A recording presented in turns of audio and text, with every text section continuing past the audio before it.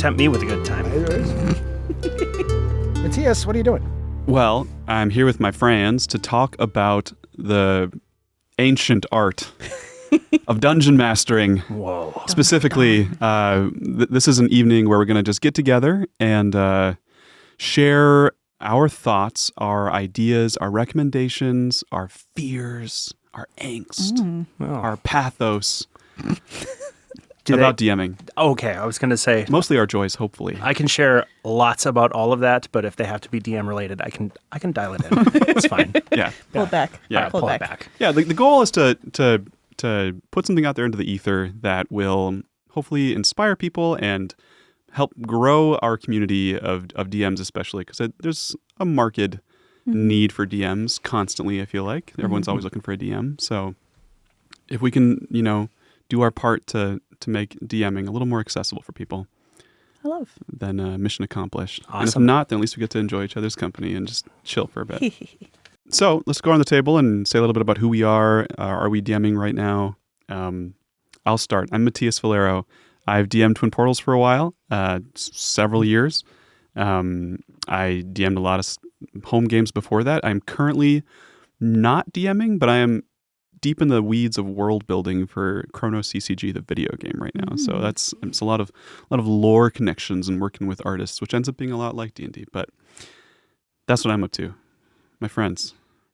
I'll go. Yeah. I'm Bailey Fazzio.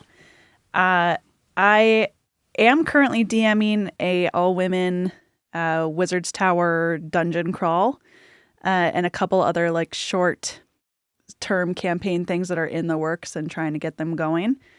That's what I'm doing right now. But I have DM'd a lot throughout the last...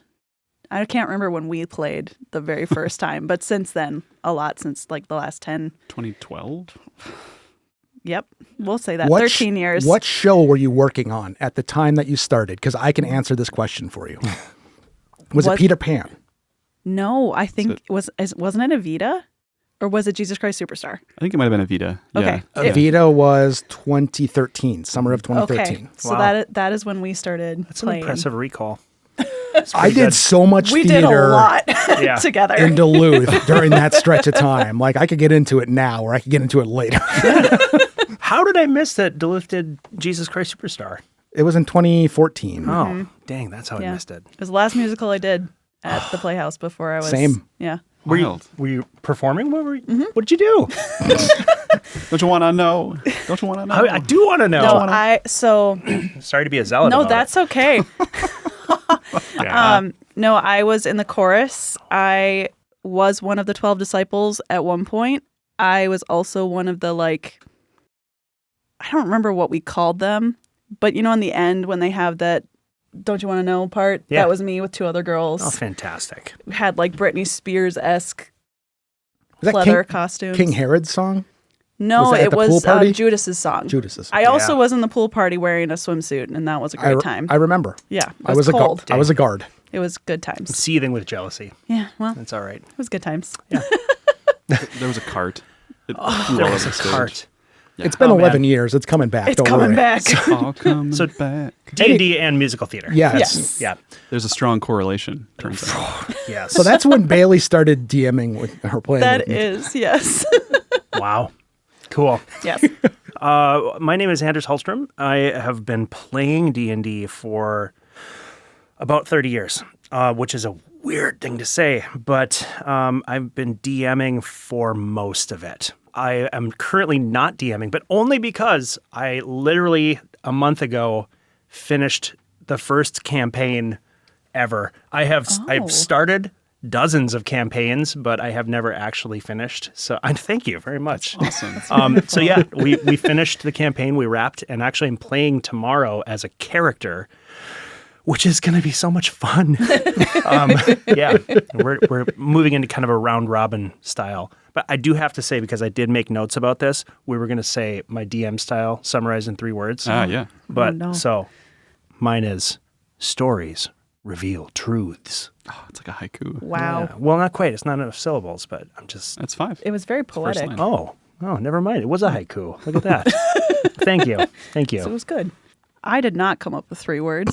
You do 3 words and 7 syllables. I need a pen. I think DM style in general, maybe not shortened words, but just storytelling, comfortability. It's a big word. Storytelling, comfortability, and fun.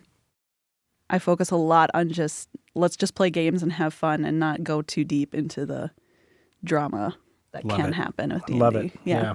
I mean, that's what it's all about ultimately, right? Yeah. Yeah. Rumor has it we do this because it's fun. It's fun. Yes, Yeah. That's right. Yeah. Eventually, if you keep at it. 30 years later. 30 years later, finally having fun. That's when it all comes and you realize that you've been having fun the whole time. That's right. God. Wow. My DMing style, wild and crazy. That's 3 words. Oh my. I like to change it up a lot. I would say that's player driven. Try everything out. Yeah. I try to stay flexible. It's improv in the end. So Absolutely. yeah. I will say I started out as let's map out this world and everything in it, and have this video game setting with everything mechanically identified for the players to go into. Yep. And have a fun time in, but then I realized that was actually just for me. It wasn't for everyone else. This is what I'm most curious to see is how much similarity there is between our DM styles, because most of the DMs I meet have kind of come around to that. I used to be very rigid, and now I barely prepare at all, and we just wing everything. So I'm really curious. Yeah. Well, let's start kind of from our origin stories, like what brought us here and what motivated us to commit to this role, or to what gets us jazzed about it, and into some of the practice of it and tips and things we've learned, and then finally kind of wrap it up with some reflection and some messages for those impressionable minds that are watching, all of you. So for starters, what was a moment that you might remember from your early days that kind of hooked you on the idea of DMing, or of world creation and playing in a world like that? And it doesn't have to be we say DMing and D&D, but there's so many other forms of pretend and imagination. It doesn't have to be the great Wizards Tower game, Hasbro TM. Yeah. It can be anything. But I always default to DM instead of GM. Technically, this is a GM conversation. Yeah. Anyway. That's a question I kind of had right off the bat. Maybe this is a good time. Yeah. How do you describe your title? Because Dungeon Master was how I learned and how it was called for a very long time. But there are harder parts of some of those words that people aren't always into. So have you changed or considered changing your title or how you refer to yourself? Dungeon Master versus Game Master, Game Runner, Game Designer, things like that. Have you thought about that, or have you encountered that at all? I think for me, it really just depends on what game you're playing. If I'm playing D&D, if I'm playing 5e or whatever, I am a dungeon master and I like to refer to myself as that way. But if I'm doing a little one-pager or some sort of one-shot game that I found on the internet somewhere, I will go a little bit more generalized and say, I am the game master for this, because we may not even come across close to anything that resembles a dungeon. Yeah. So I like to broaden the title a little bit. And I also, and this is just me, and this is something I thought of since the last podcast where it was me, Beth, and Laura talking of Game Master. To me seems to be a little bit more generalized between everybody, whereas Dungeon Master tends to have more of a male-focused, I don't know if that's the right way to think about it, but it's just to me, Game Master seems more generalized. I'm fascinated by this because I honestly, I had never thought about the distinction. Elaborate. I'm curious. The male connotation for Dungeon Master. I think it just comes from in a world of D&D where it was mostly it's a male focused game for a very long time. Getting into it as a female, as a woman, is a tricky thing to do unless you come into an accepting world, which Matías accepted me very graciously into the world of D&D. So in a world. forever grateful to you for that. That it's just one of those words master is just a word that kind of sticks to me as more of like a masculine term. Okay, yeah, I could see that. But, even just like game master to me seems more of like a generalized, open-ended term. That could just be my brain, but I don't know. No, I like it. No, that's great. It's more things that I'd been considering, and this is a little bit of crossover from the Yeah. last episode. Yeah. But Yeah. it's, to me, the end of the discussion is what's easier for the most people to hear. Mm-hmm. And it might not be dungeon. It might not be master. There might be different things. And this is also, very particular and very, very watching out for people's sensitivities at this point. But Sure. Yeah. I don't think it's something worth not considering just because it only affects a small number of people. It was just something I was wondering if anybody had come across. I think it is really interesting because, like, there's a certain connotation about saying, like, I'm a dungeon master or a game master, where it's like, especially for someone coming into the hobby, it's like, I'm obviously not a master of this. Like, am I expected to be? Like, Yeah. what? I'm not that presumptuous, guys, I swear. Mm-hmm. I So- have used storyteller before Yeah. as well. Yeah, That's a good one. I was going to say in the White Wolf system, you're the storyteller. Game runner, Yeah. Sure. Narrator. I was going narrator. to say, just like running a game is how I usually say, like, Yeah. let's play or let's run a game. That's a solid neutral one that seems like it's low risk for offending or, Yeah. or triggering anything. And maybe anybody. not as scary to come into for someone new to be like you said, master has a very like, I know exactly what I'm doing and I'm the perfect person for this, but storyteller's just more like, we're just telling a story. I might just guide you a little bit in the right direction. Come to think of it, I have definitely, whenever I have to explain this game to people who have never played before, usually it's my friends at the fire department, and they'll say, well, who's in charge? Like who runs the game? And I'll say, it's the dungeon master, the dungeon chief. and right, and then they look at me like, really, is that what it's called? But a lot of times I just thought because it sounded dorky, not that there were any connotations, but yeah, this is fascinating. I learned something. I'm very happy about this. My job is done. I'm just going to call myself Dragon you. Person from now on. I also think for something that is so obviously collaborative, calling one person the master. Mm-hmm. I mean, I get somebody's got to be kind of running the show, and somebody needs to be directing all of the kids as they're doing their things. But it doesn't feel collaborative when one person's the master and everyone else is the players. I don't want to call everybody else player masters. It seems only fair. You can do that. You can do that. I'm sorry, I didn't mean to interrupt your discussion, by the way. No, I literally never had great that thought, so thanks question. for bringing it up. Yeah. Yeah. All right. Some player masters and dungeon masters getting together to master a game. Yeah, I 7 years of Scoot, I didn't master nothing. Ripples, and that was all. But now you have the title, so now it's That's true. Now I feel like Implied. we should include like Dungeon Apprentice. Right? You could be Yeah. a Dungeon Apprentice if it's your first time. that would be legit. Mm-hmm. Yeah. Interesting. That would make it easier for someone to try. Yeah. Looking for a dungeon apprentice. Yeah. Got a table of 4 players. Four player masters looking for 4 one. player masters looking for one dungeon novice. That's a bad ad. Don't answer that ad. No. Don't answer that ad. That's a Craigslist post you don't want to follow up Never on. mind. Also, Anyways, there are going to be people in this community that are like, all right, well, how many sessions do I have to be an apprentice until I'm the master? oh yeah. Where I have to define this. I need rules, baby. right. Oh, a syllabus. They need the Yeah, numbers. They need the numbers. DMs need to like unionize in order to like have trade laws That's about like, right. whether you can call Yeah. yourself a master or Oh not. no. How does a DM collect XP for DMing?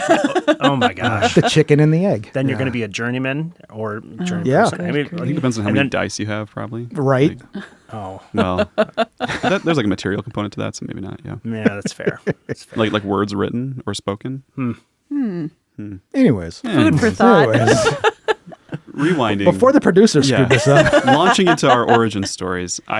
For me, I did not know what D&D was until my first encounter with it was finding a book of maps in the basement of the house I moved into in Eau Claire, Wisconsin. Oh, fun. There was all these second edition maps in a box, and I didn't know they were D&D maps, but I knew there was a fantasy realm, and they were like beautiful names like Baldur's Gate and the Anauroch Desert. Beautiful and, name. Yeah. And I was like, oh, that's a really interesting world. I'm going to like plot out adventures in it with my Lego figurines on my own or with my little sister who doesn't understand what we're talking about. Yeah. And that eventually segged into like being a high schooler or a college student, like realizing that those places were actually like established settings and that people have been like running games in those places for years. And it like had already been in my imagination that way. So I was just like, okay, I guess I should make this a real thing. But I didn't end up like really DMing until college. So yeah. I guess very similar origin story for me, but not quite with the maps and everything. Like I'd heard about D&D through other people and through clubs and just like books and shows that I've read and watched growing up. But, you know, when you're a little kid and you grow up in the middle of nowhere like I did on a farm where you have no kids who just like pop over to your door to ask you to play, you go outside and you create worlds of your own. The amount of times I spent outside pretending to be an elf and running through the little woods that I had Fantastic. and slaying dragons and things like that. But that's also how I imaginative played with like my dolls and my Barbies and things. And my sibling and I would collab with like the Legos and the Barbies and create little worlds and things. So it's just that idea of I was already making stories. I was already directing all of the little skits and things that I would put together with my friends at that younger age that just led into going to college for theater and then meeting you and knowing that D&D was an actual thing that it was acceptable for people to play and do on a regular Sunday evening.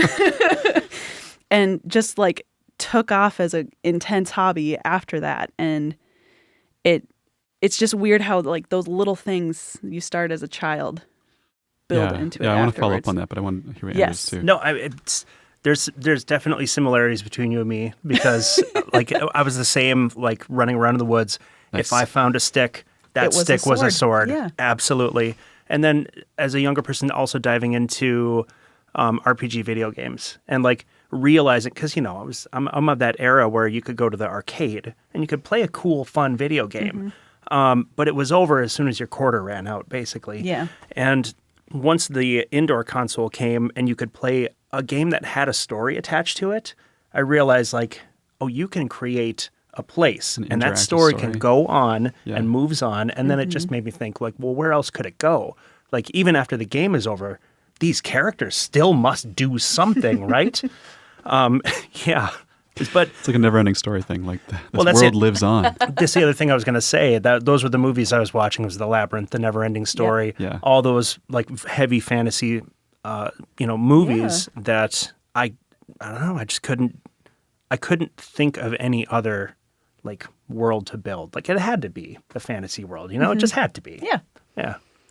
So when you were talking about like what you used to do as a kid, and maybe like you were directing already as a kid, Yeah. essentially. You were like, okay, here's how this is going to go. Let's set the scene. And I the was costumes, writing the props. scripts. Yeah. My mom was a costume designer for a local community theater, master seamstress. Yeah, right. And so she always had costumes and fabric and like little bits and baubles on hand. So the amount of times where like hanging out after school or even just play dates were, what show are we going to put on today? This is what I want to do. You're at my house. Let's do that. That's awesome. Yeah. Yeah. I think for me, it was like game design is what led me to it. Like theater was something I kind of discovered later in life too. Yeah. But like I used to like make grids in my notebooks and like draw out little like battles with like Star Wars spaceships or stick figures or like That makes sense. make like rules and like trading cards. And I was always like designing systems for like things to work out and like evolve on paper. And I didn't realize that was like a career or like a thing that people would get together and do or anything like that. It was Yeah. just like, this is the way, because I also played a lot of video games. I'm sure Yeah. that's where it came from, like Chrono Trigger and Final Fantasy and Sure. Yeah. yeah. But, and now I'm doing game design as a hobby part-time thing too. And it's interesting how these things kind of lead to tabletop games, whether it's like pretend or video games or game design. And like, would you say, Anders, for you, like, did gaming lead to like any hobbies like with other folks, or was it more just like the storytelling instinct kind of just grew and grew until you?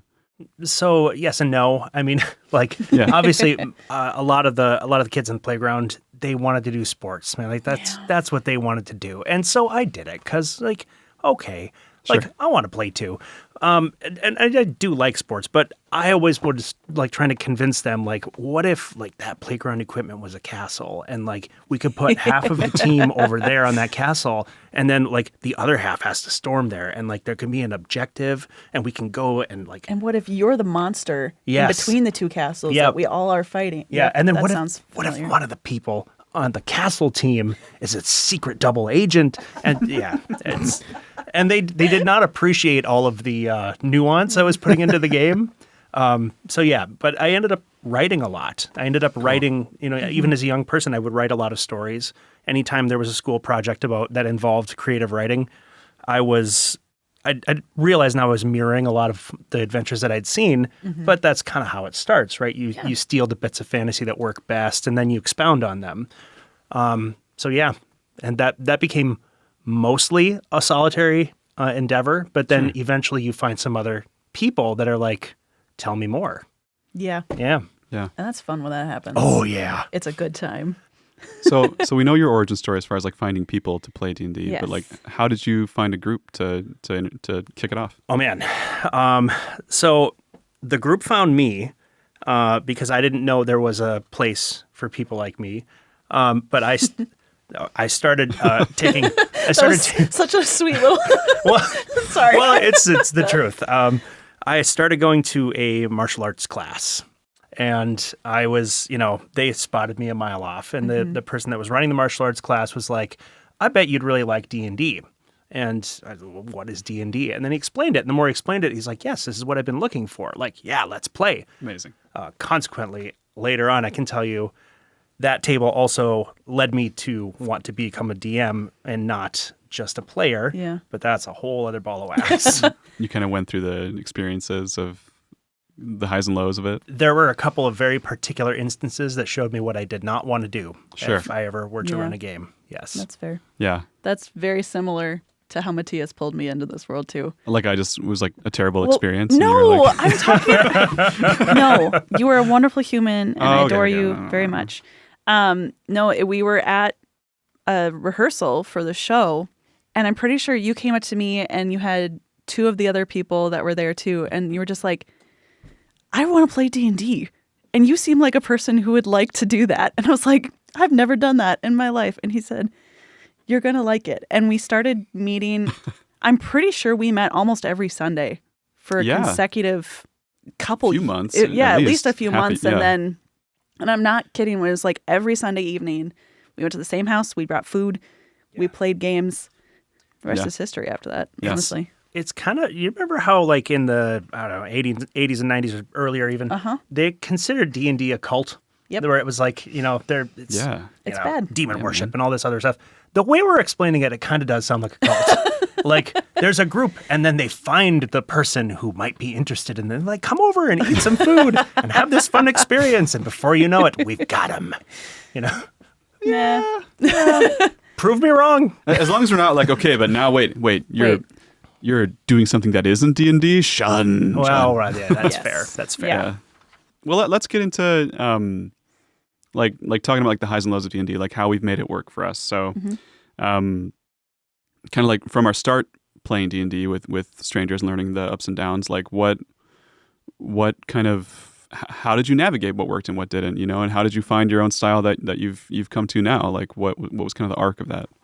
I'm making you go first this Okay, time. that's totally fine. Think about it too. Do you mean as a player or as a DM? I Well, suppose. it kind of weaves in between the two, right? Yeah, I suppose it does. More as a DM, but I think when I started, and probably for a lot of people, for me, D&D kind of gave me a chance to explore parts of my personality I wish were stronger. And of course, it's a much like a show. When you take on a role, you get to assume a different identity, and that person, that adventurer, can be brave if you don't feel brave, or can be strong if you don't feel strong. So as a player, I kept trying to try out like different parts of my personality that maybe they just weren't really me, but I could try something else. And I think as it went on, I got to try so many different characters that I thought, well, this one I didn't have as much fun playing, and this one I definitely did.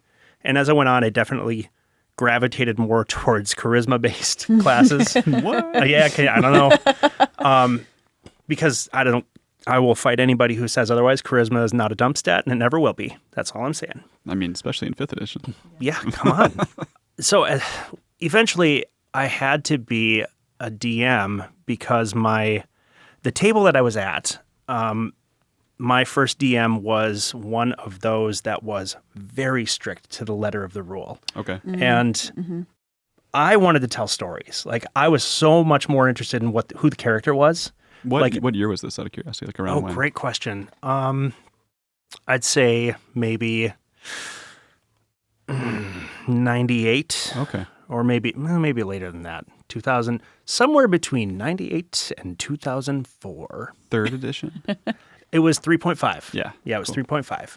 It's just fun to see like how culturally like the way that we treat the game changes. Yeah, You know, absolutely. so the storytelling bent is that's a cool way to take it when it was still like pretty like crunchy. Well, absolutely. And that's where I realized that there were different strategies or different approaches to the game. And the specific example, the one that broke me, the one that said, I will never play like this again. He was very driven by the nuts and bolts and the like counting rations. And Ooh. I know. And like Encumbrance rules and encumbrance. all that. Oh, no, thank you. We yeah. tracked No, thank weight. you. We tracked everything. Don't And- track stuff. Yeah, I'm just saying, I don't see the point of it. Like, unless it's egregious. Sounds great an idea, like as It's- a concept. I like. Yes.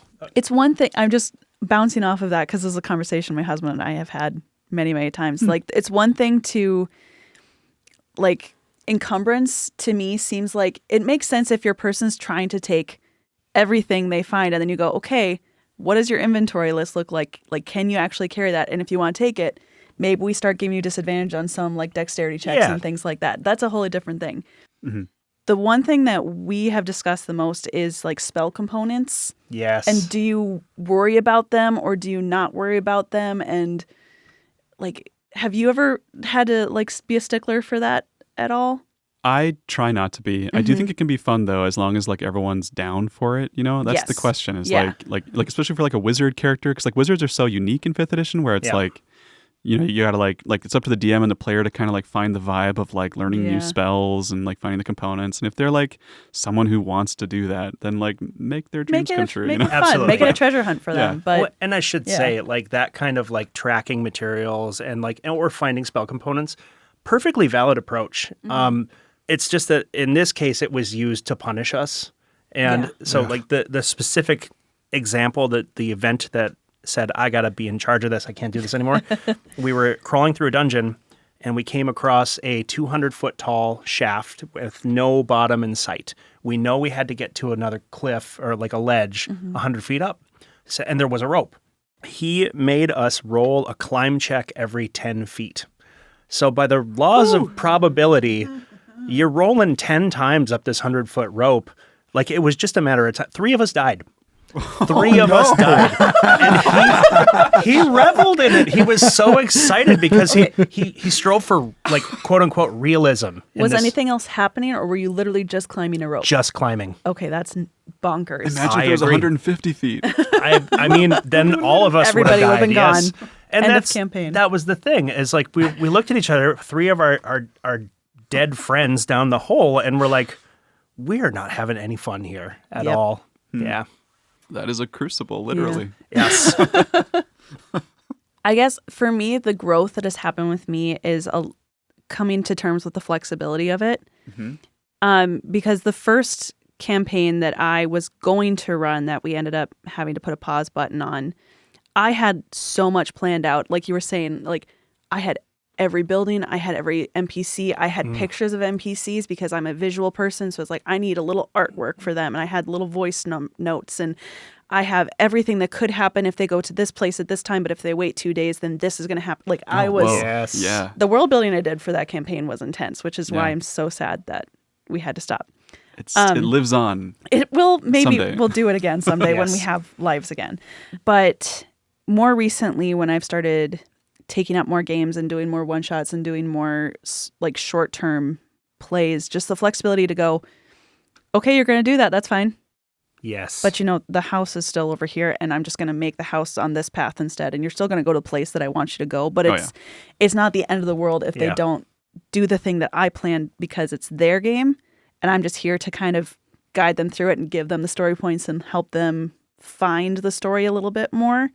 And then to give them those little hooks that keep them entertained and interested. So I've learned a lot more flexibility and like just let it go a little bit more. Because as fun as it is for me to like write out the whole story and have the idea, it's not a book, it's a game. Yep. So I'm trying to keep those two things separate. That's a good way to put it. Yep. Because like I have a story in mind and you give me a good character backstory and I'm gonna throw some things in there that make you interested and give you, you know, deep character trauma because that's the fun part of building characters and stuff. But also like you can tell when they're not having fun with the things that you have planned. So it's okay to throw those things out the window Absolutely. every once in a while. I think you have to. Well, Matías actually was helping me just recently with my Wizard Tower game. I was coming to you with, like, I was stuck on a puzzle that I was trying to solve, and I was like, I can't come up with a solution for this puzzle. And I had an idea of, I want these elements to be involved, and there's potions, and I had this whole, like, thing. And Matías just went, what if you don't have a solution and you just let them come up with one?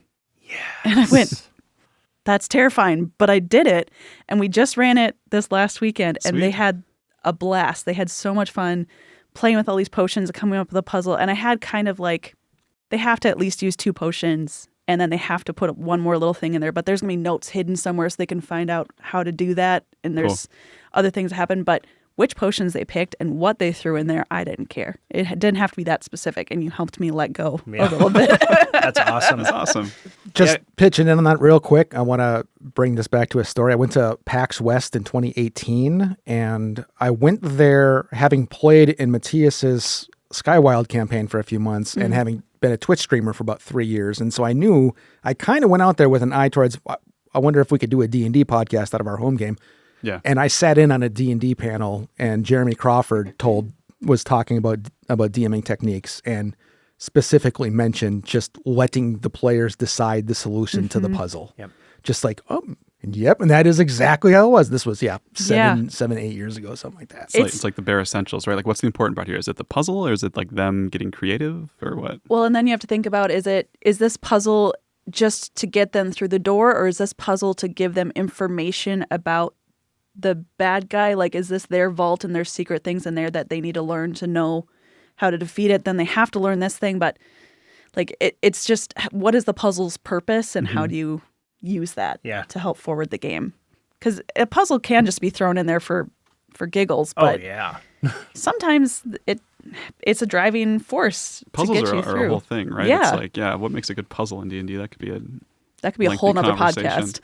podcast. I'm going to put a footnote. Yeah. Puzzles. I also wrote down character trauma. Continue. But anyway. I love what you're saying, because ultimately, like, what we're doing is we're all getting together at the same table to tell a story. And like, we can come prepared and we can have the story that we want to tell, but the players are going to tell the story they want to play. Yeah, exactly. And I love, like you, I've kind of evolved to just really let go and just say, like, I know what my world is doing. And if you were supposed to go to this town in 2 days and be there for a meeting, but you've decided instead you're going to go hunt buffalo or whatever, like, you can do that. Go right ahead. Yeah. That meeting will still take place. And if you're not there, that will have consequences. Yeah, Yeah. exactly. Yeah.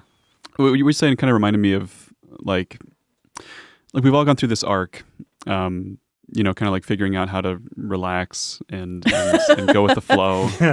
Isn't that all life is, really? Yeah, honestly.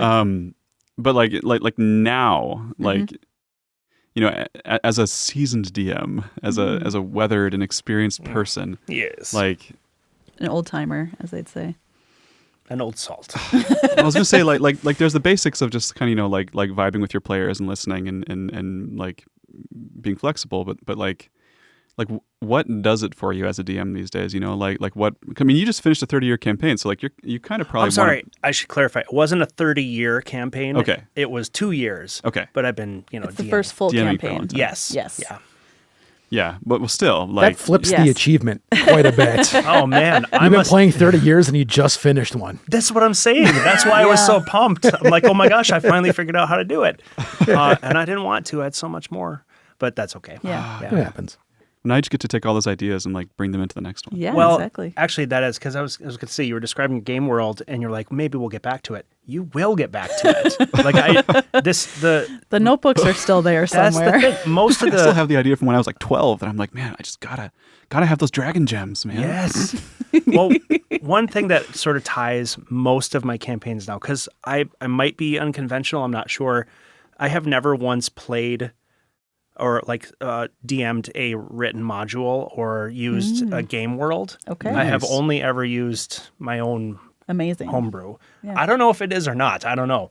Well, it's a lot of work. It is. Yeah. But because of it, I have an entire ethos, an entire pantheon. I have, I've all of my campaigns take place in the same game world, just at different times. So Nice. there was this last one we finished it had things that incorporated from a campaign from a couple of years back, but it was 100 years in the future in the game world. So Cool. yeah, a lot of the place Cool. names were harkened back to achievements that different characters had made and that were still the same players at the table. Oh, what And fun for oh your my players. gosh, it's the coolest thing because they'll show up at a village or something, and then an NPC will tell them about the exploits of one of their a statue that's yes. in the center. It's Yeah, like- absolutely. Oh, I love that. Yeah, so you will get back to your world. I'm just saying. Oh, I hope so.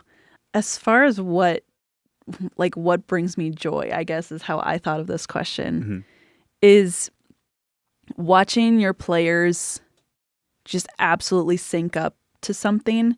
Like they can have their own characters and they can have their own things, but when you see them connect in a battle for the first time where they're starting to go, okay, my spell is going to help this person do the thing that they need. That's And then like they start to understand their action economy and they start to really go, oh, I don't have to damage everybody with every spell. Sometimes it's about getting this thing out of the way so this person can do the thing that I know that they're really good at. And it's seeing them put those dots together and just start to figure it out Yeah. together without you having to go, don't forget to rage.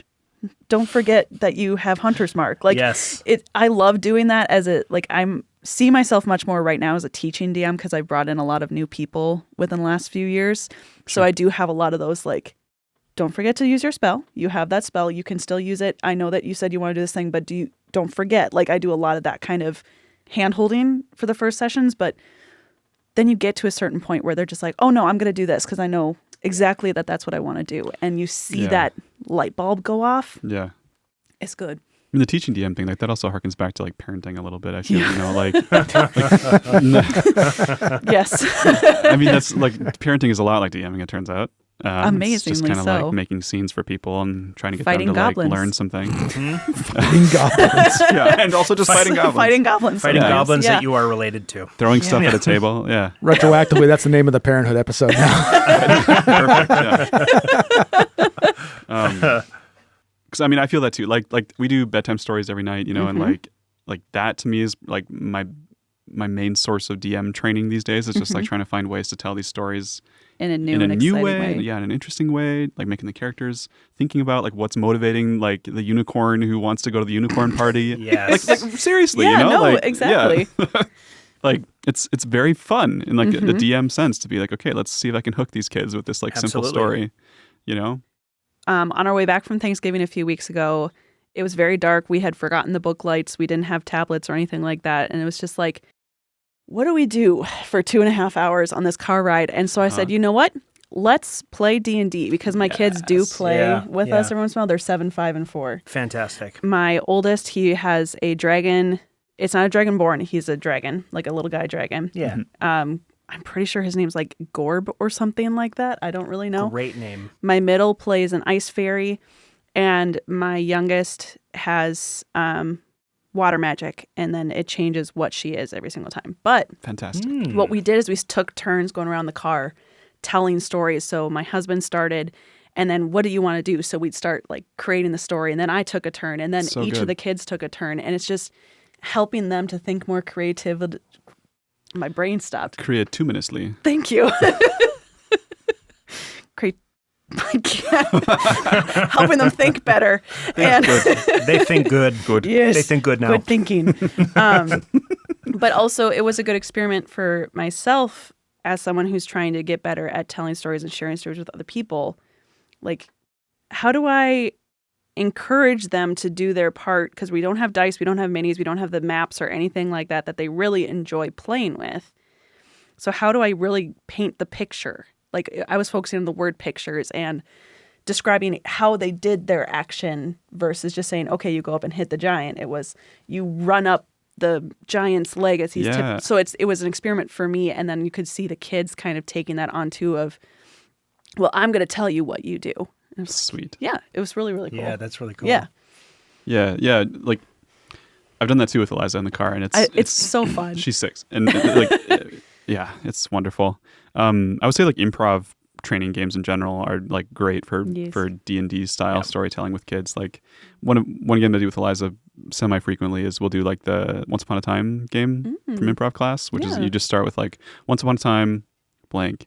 And every day blank until one day blank and then blank and then It's blank basically until just Mad finally Libs. blank. And from that day forward, blank, the end. And it's like a 7-part arc, you know, and you just I love it. keep going through that with whatever ideas come to their head. Oh, I got to It's- start doing that with Lucy. Yeah, that's it's- She would be it's a obsessed good with one. that. Yeah. So going back to like what we're doing now, like to me, DMing is like I don't have a strong at this exact minute. This may change like in a week, who knows? But right now, I don't have a strong compulsion to like chart out a 3-year campaign or something. You know, it's like I just really like to get people into the game and like Yes. just play whatever is fun and try to like find new fun things. It's like that's the joy of it more than like the expansive writing of the story. Even though that's kind of what I'm doing for this video game I'm working on, but it's different though. It's different to create something that's going to be played in that setting versus something that will happen over the course of 3 years. Yeah.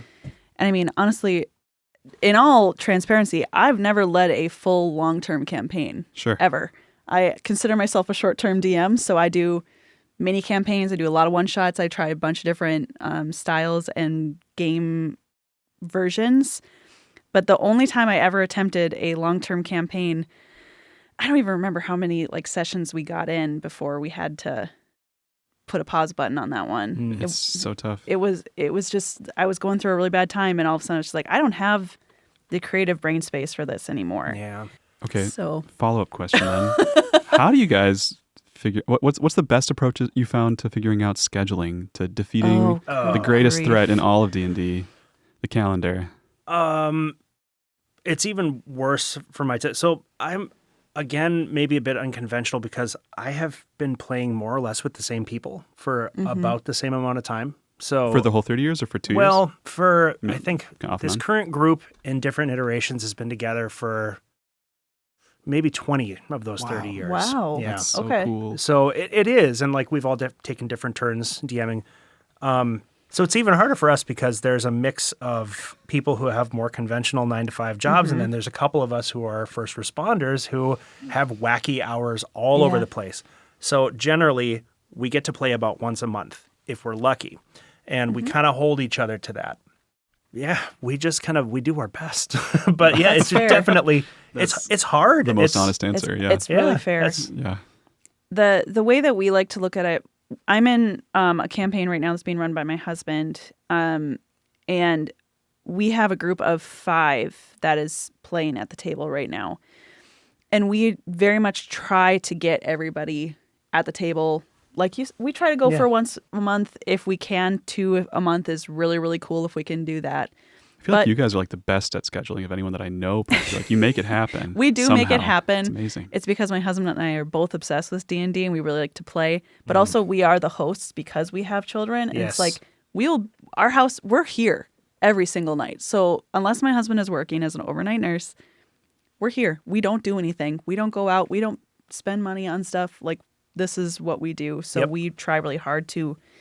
And even if it's not our full-term campaign, it's like a game night. Let's go. Or I have a one-shot that I really want to run from One Shot Wonders. Let's just play it. I don't care if you have a character ready or if you just need to pull a guy off the internet. I'll make a character for you. Like we're that kind of people. But also we really go in with a mindset of if the majority of people can be there and it's one person that can't, we will find something for your character to do. Yep. Either we agree as a table we will play your character. We have the character sheets all in our Discord so that people can just pull them up and play them. Nice. Or if for some reason they're like, I don't trust you guys with my character, which is totally valid. Like you're going into a scary place and you're like, I don't want my character to die when I'm not there. Sure. Totally fine. We will have like a side quest basically for them. So Jacob will video chat with them or meet them at a coffee shop or something and be like, what do you want your character to do while you're not there? And it's just what in a day, what would your character get up to? And they role play it basically. So they're still a part of the campaign and they're still playing. And sometimes the answer is they get knocked out and they're falling asleep in a cart for the whole next session or two, depending on, because we did that a couple of times during the campaign that we were doing with Patrick, because like people didn't show up. They're there. They're sick. Jacob played my character once and live blogged to me like every potion that he drank, and like my character, oh, you just went down. Don't worry, you're okay. Don't worry. So it's a lot about the flexibility, and especially as we are older, like you're saying, regular 9-to-5 jobs, people have kids, people have other responsibilities, and everything just seems so busy all the time. I feel like we never have time, but we do. So it's hard to make time. So the biggest takeaways seem to be like having an open table as much as possible and being consistent as much as possible. Well, actually, like it brought up some other thoughts, because now so one of the problems with like a longer, more protracted campaign is the story is really important. Yep. And when a player misses and you only play once a month, that's a lot. Lose it. Yeah. And 2 months later, you're trying to remember not only what you're doing 2 months ago. Yeah. So we finished this one, and I was actually thinking about this a lot because it was hard. We've got, I think, 6 players at our table, which is a lot. For sure. That's a big table. It was hard. I am particularly talented. Yeah. Sorry. Doing your I'm a task. Get it. 6-player dude. No big deal. But that's why I'm a dungeon master, not a dungeon apprentice. No, so I came up with this idea because I kind of wanted to get away from heavy story anyways. I'm sure we'll find our way back. But for this one, we're kind of doing round robin style. So we're going to be part of the same adventuring guild, basically. But then you can switch out your characters if you need to. If somebody misses a week, it's okay. They're just not on that job. Yeah. And if there was a movie in the 80s called Monster Squad, and it was a silly little movie about a bunch of kids that, fought Dracula, and then they fought the mummy, and then they fought the werewolf. And that's what I wanted to do. So I was like, we are a monster hunting guild. Week. Yes, Monster of the Week. We are a monster hunting guild. And I wanted to do more strategic, like, we know we're going into a vampire's lair. What do we need to bring? But that meant that everybody at the table could try their hand at DMing. They could, and they didn't have to engage in a huge, long story. But then if somebody missed, it's really not the end of the world. That's awesome. Thanks. Yeah. Yeah. And it's a testament to just like adjusting to your players' needs too. Of the story was good. We did that for 2 years. Can we just fight monsters for a little bit? Pretty much. Yeah. I don't have faith in us to not devolve into a huge. In fact, even our monster hunting guild is an extension of our previous order, the Order of the Olive. Now we're the Olive Pruning Branch. But anyways, when you're here, your family. The quest for unlimited breadsticks. They did that. I never intended for that to be a thing, but they did that to me. That's good. We're the cockadoodle crew in our campaign. We are the I like cockadoodle it. crew. Yeah. We just named ourselves Droop's Troop because we found a goblin named Droop and we adopted him, and his name is Droop. Isn't that the best when NPC? I assume Droop was probably just a NPC. He was supposed to die. He was like session 1, and we adopted him instead. Absolutely. Yes. Happens every time. Players love adopting stuff. Yeah. I really do. And it's maybe one of my favorite things. It's really fun to find a creature and be like, you're mine now. That's the good. Players writing the story for you, which is great. But then as a DM, you got to keep that character involved and invested, and or you kill that character, or they Trauma. are. That's right.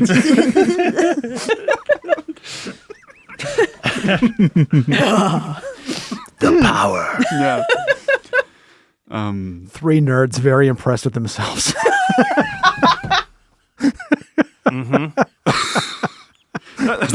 DMing, but mainly just allowing yourself to be very impressed with yourself. I need control over something. Yeah. Okay. Going back to that one last question. So we're all like, let's keep it short and sweet and flexible. Is there any thing that you've found that works really well for a long-term campaign, even if you are only meeting once a month? Like in Twin Portals, one thing that we would do is we would schedule 6 months out just because we're all very busy people, and that seems crazy, but it worked when you do it consistently every month. You know, we managed to play every month for years, which amazing. Nothing in my life has been that consistent. But also, like, one thing I started doing more towards the end of it, like, our campaign got so long that I would, like, as a DM, put together like a page or two of notes of just like, here's what's going on, here's your little refresher, things that might be relevant for the next session, just so you guys can like ease back into it, hopefully a little bit better. From a producer's aspect, that was to remove the 10 minutes of player rediscovery. Yeah. Oh, sure. Makes sense. Just because it's not terribly interesting if somebody's just binged 4 episodes in a row of audio content. They don't want to hear us reworking the stuff what happened? Where are from we? a month ago because we had a wedding and then somebody else was in a show and it was a short session that time. So having those notes and then audio recaps at the beginning of the episodes was very helpful for that. Just cleaning up the beginning of a session. Yeah. I've been really fortunate. I've got a player at the table that actually now I have 2. They insist on taking meticulous notes. It's so good. I love a note taker. And then, oh, yes. You're amazing. And then every time we'd start, Joel would do his recap for everybody. And he would write it in a really funny way, too. So, yeah, it was great. If somebody's Thank at your you, table Joel. doing that, get them minis. Get them minis, get them new Yes. dice, Oh, yeah. reward Buy them them. somehow. Absolutely. Buy them the Back gifts. rubs. Yeah. Yeah, get them a book off the DM Guild or something like that. Reward them with some more creativity for doing that. Yeah, absolutely. I am an awful note taker. I'm going to say that out loud because I take notes as my character. So I will write things that my character would remember and things like that. And I just notoriously am bad at names in real life. So most of my characters also are very bad at names. But I will say, even if my notes are not good, I tend to have the memory of, well, we said this one thing to this one person that one time, and that might have been 5 sessions ago, but I do remember that it happened. And then the note taker will do yes, she's right. So I may not be the note taker person. And even as a DM, like, I can't take notes during a session. I'm really, really bad at that. Yeah, it's tough. But doing the little recap at the end of it, and Jacob, my husband, he's so much better at it than I am, where he will do it the night of the game, where he will just send it out and say, here's what everybody did and here's what happened. Awesome. Whereas I'm like the week later, oh yeah, I forgot. Here's what we did.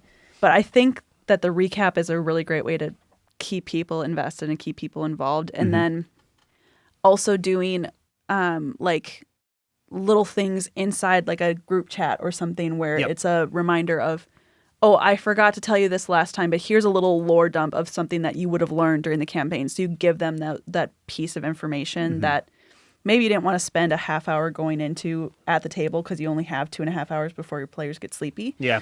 Like, you give them that information so they can come back refreshed with it next time. Yeah. One thing I really like to lean on is visual references too. Like I'll be like, here's a bunch of pictures of like what the setting kind of looks like or what these NPCs kind of look like, just to like help cement it a little bit. Yeah, absolutely. Yeah.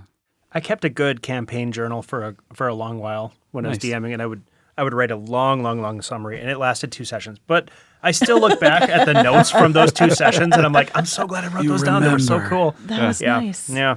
I, for a while, tried taking Twin Portals notes in Obsidian. You did? Because you were always about Obsidian for like the full 7 years of Twin Portals. I still am. Of those 2 seasons. My problem was it screwed up my editing process. I couldn't actively listen and critique the podcast while I was also listening for content things. I try as I might, I ended up missing things on both sides. And I'm like, well, the audio experience is more important. So I'm just going to say, I don't know. My int's 8. It's a good way to be. I have muscle. Are there ripples? I can tell you about the ripples, and that's about it. Spirals, ripples. Spirals, ripples, slime, all those things. Yeah. That was something on the tip of my tongue. I got a question for you while you're thinking about that. Yeah. Just because I was thinking about it. What's the craziest role you've seen while DMing? Craziest Rule? Roll at the table. And my example, the one that popped up in my head, I was playing a game at a brewery one time, and I was searching a body for just patting down after a fight, and the DM asked me to roll a D100, and triple zeros came up. Wow. So I got some super secret quest piece thing that was hidden inside of a piece of armor that was so that just completely threw the thing off into a whole other direction. I'm like, that's not a sword.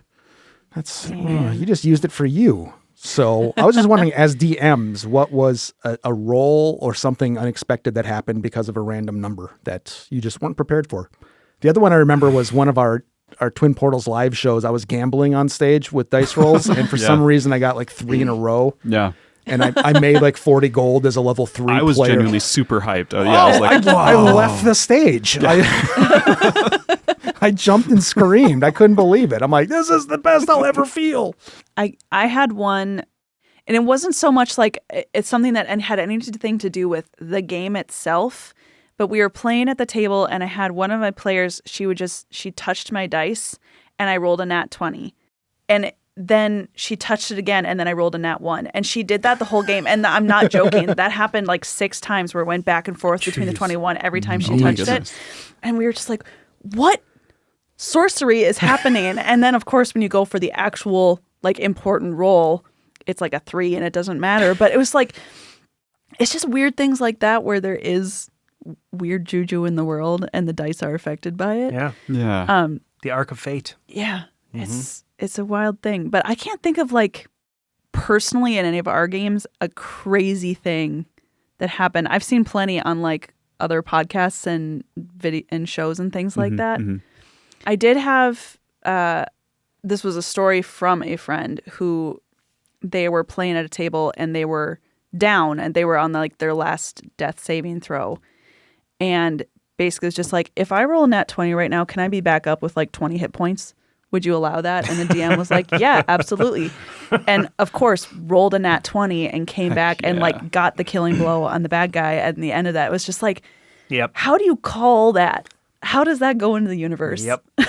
And how would you miss that experience if you were tied to the rules? Right. Yes. Yeah, absolutely. The rule of cool is The a rule of huge cool. one. Yeah. Yes. One thing that it's like people focus on like the 1s and 20s in D&D, but like that's 1 in 10 rolls, you know? Yeah. And to me, it's like I don't have a lot of like 1s and 20s burned in my mind, but I do have a lot of like times where you take like a bad roll, like a 3 or something, and like to a DM, like that's not boring, you know? That's like fun. okay, so like what interesting twist do we get to add due to this Failures low are more roll? fun. Yeah. Oh, Because like the back and forth of player and DM, the low rolls where the DM gets to be like, okay, now it's my turn to like come up with something interesting. my favorite You know? moments for that is when people are trying to roll perception and they roll perception and they get something really bad and then I go, well, you don't notice anything. Just in a really vague way. So that's Classic. oh no. Oh no. Yeah. Yeah, or insight checks, right? Oh yeah, Yeah. they seem very trustworthy. Oh, he was definitely telling the truth. Yeah. One role that was glorious for me, and this was when I was a player. I was a Welty, a half-orc barbarian who was so named for his habit of self-flagellation, because he was devoted to the god of strength. He was devoted to Cord, and so as luck would have it, these people attacked a temple of Cord, and they were trying to phase it out of that dimension or reality or plane. Plane is the right word. And he ended up going to the top of the tower and was in solo combat with an ogre, and he was way outmatched. And the ogre picked him up and threw him off the tower. And I had one chance to grab a hold of the ogre and pull him off the top with me, and I did it. And like then on the way down, managed to pivot him so that I landed on him. Fantastic. I mean, we both died. yeah. No, come to think of it, he did not die. And it might have been a troll. I forget these things. But Big monster. it was a big monster. But it was glorious because, like, for the character, dying in service of the god of strength by getting yeeted and pulling a troll or trollger off the tower with him. Like, it was just this beautiful moment. And then he got reincarnated as a cleric of Cord. Oh. Fantastic. Well, and it's those like just scraping past the DCs that are almost more exciting too than the bigger successes. Like you have to hit a 13 and you get it to just that or just under that, and watching the like, oh, what can I add to make this go over? And it's like, no, you failed. And we're going to do something about it. DMs. So twisted. Little It's great. evil people. Yeah, it's not evil. It's like fun. it's interaction. It's fun. I'm very It's nice in real world-building. life. I wouldn't do anything cruel to anybody in the actual world, but No. But this is No. pretend. exactly. It's like therapy. Yeah. Work it out. Yeah. But your therapist is drunk. And we all just want snacks. Usually more snacks than regular therapy. This is not about parenting. No. Snacks are like one of the most important parts of D&D, in my opinion. Truly. I don't know. Not my opinion. Yeah? We have different perspectives on this. I still feel like snacks are the most I'm a important parts of snacker. D&D. If we're doing games, we better have Well, snacks. hold on. If it's not snacks, what is it? Well, it's nothing. It's silence. This. Oh, silence. Yeah, because of these, so we can't We like. can't. My problem is I haven't played a game of D&D except for like 3. I haven't played a game of D&D without producing it since 2018. Scott, I gotta have you over It's for like a game. 4 or 5 I gotta take you guys Maybe. out for a game. at some point. Yeah, and we just got to shower snacks on him when we do it. Oh, I'll eat like crazy too. Yeah. Like I am just a boredom muncher. It's like that could fit. Yeah, Let's go.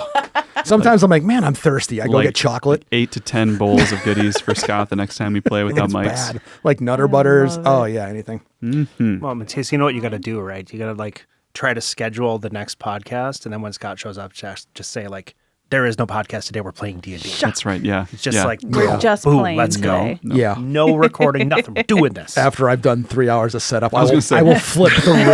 I'm not sure what reality that exists because Scott prepares so much. Like I don't know. It would take me 2 throws, but I how would could I flip even this entire achieve room. that with Scott? Like, Oh, I'd it would- have to trick him. I think it would have to be like not like let's get together just to like chat, Scott, and then he shows up and like everyone's there with dice and paper, and then we just start playing. Oh, I'm mad right now thinking about it. Mhm. But if there were snacks, see?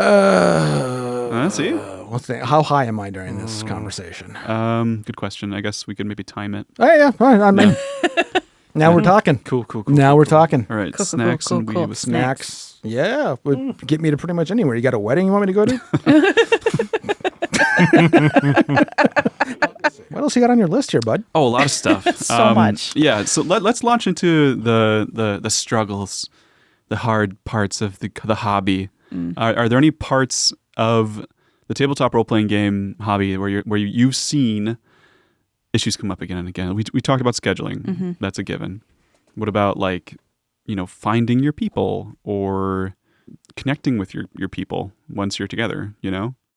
I think that right now I have the I have the privilege to be playing with pretty much the same core group of people that I've played with pretty much my whole time doing D&D, Yeah. but also have branched out to bring in more friends and more people who I know are nerds but haven't gone into this part of the nerdum.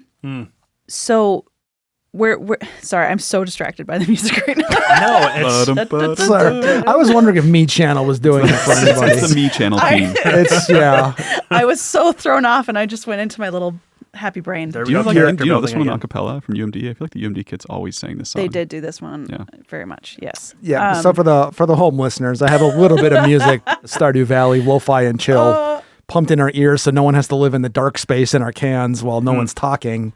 And it lost just the train. stopped Bailey, which I don't fault you at all for because 30 seconds before you stopped, I went, wanted to say, why do I like this? It's like, oh, this was my happy place. What were we talking about? No one remembers. It was the Scheduling. Roll me back. the struggles of finding your people, Finding your connecting people, with your people, or just like things that you want to deal with that you haven't found quite the best answer for yet. I think, like I was saying, I have the privilege of playing with the same people pretty much my whole time, bringing in new people, and been very lucky to have people who are very receptive to the idea of just like improv and role playing and not having such like a board and pieces that you move around. It's a little bit more open-ended and storytelling. I think the hard part for some people, especially for when you're an actor and that's like just ingrained in your brain and you have that history, you want to come and you want to be like in the right mental place. Yeah. And there are some times where you just go, I can't be a fun, happy person today. Today was bad. Yeah. And I know that we've been scheduling this and planning this forever. So getting past the guilt of I need to do what's best for me. I need to be okay with just saying, I can't be there tonight, but if someone else wants to take over for the night or has another game, or if you guys just want to get together and play board games and still have the time on the calendar to hang out together. Yeah. But it's that part for me of trying to find the balance of when I truly am not in the right head place to be social and be creative and have that like bubble of people in my home.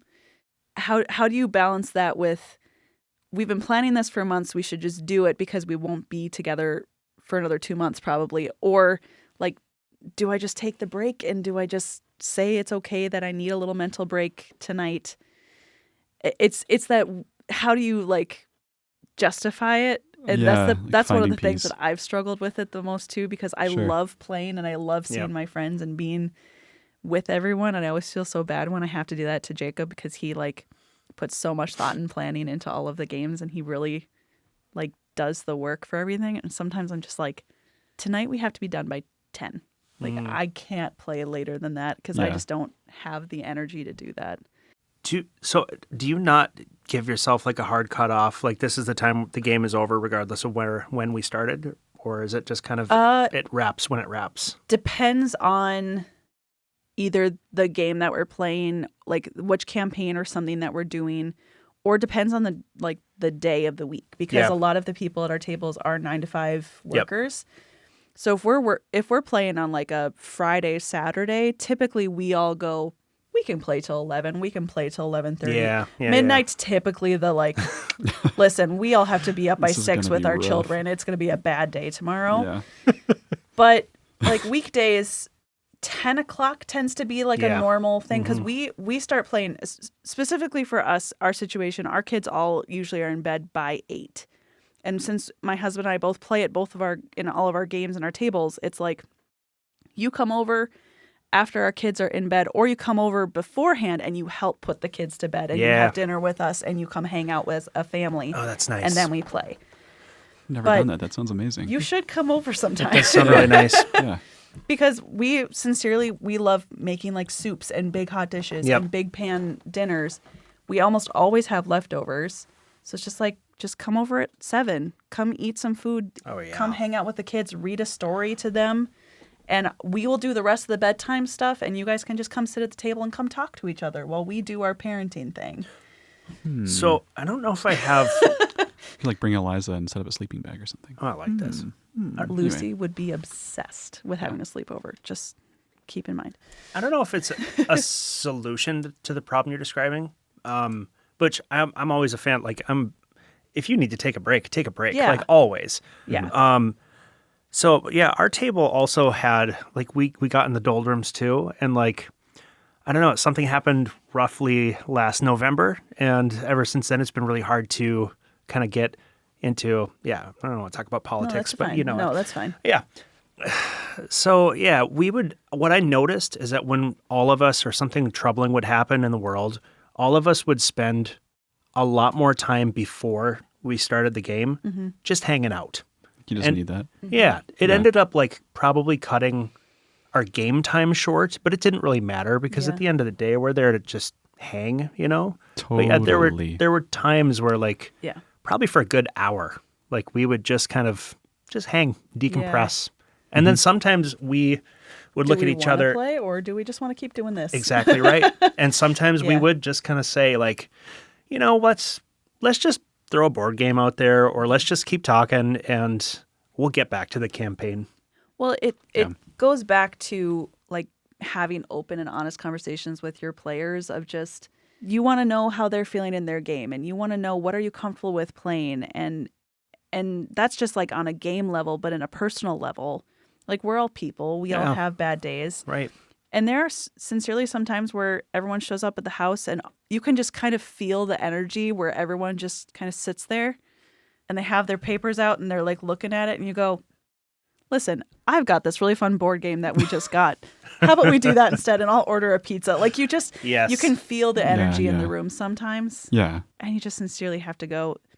Because D&D, while it's not, like it doesn't have to be an intense experience, and it doesn't have to be something that you fully commit into and you can just tell a story and have fun. It can be a lot of work sometimes. Like there is a lot of thinking and planning and math that goes into it. So there are times where you're just like, this is a lot more work than I'm ready for tonight. Totally. And, yeah. I mean, it's about getting together, right? So like, if you're doing that, it's a question like every time I play D&D, I feel like I'm asking myself, like, would I rather be doing this or just like talking to these people? And oftentimes the answer is just talking, you know, like really, especially like as you get older and life gets busier, like. This is the one time I've seen this person. Yeah. So I think having a ton of grace with that and just like rolling with the punches is key. Yeah, for sure. Boy, this kind of, I'm going to circle all the way back to like a common problem at a table is if you have somebody, when people show up at the table and they say, how do you win? and like, I never really know what to tell them, but like, ultimately, I think winning is finding a group of people that you can just sit and talk to. You don't even need to play the game. Like, you found that community, and that's what winning is in D&D. Yeah. I'm sure plenty of people would disagree with me, but winning is level 20. Let's do some snaps for that. That was good. Oh, yeah. That was good. Oh, thanks. Yeah. I thought of it. So if finding a community is winning, then how do we win harder? Well, that's what we're doing here, man. Exactly. Yeah, we're just winning so hard right now.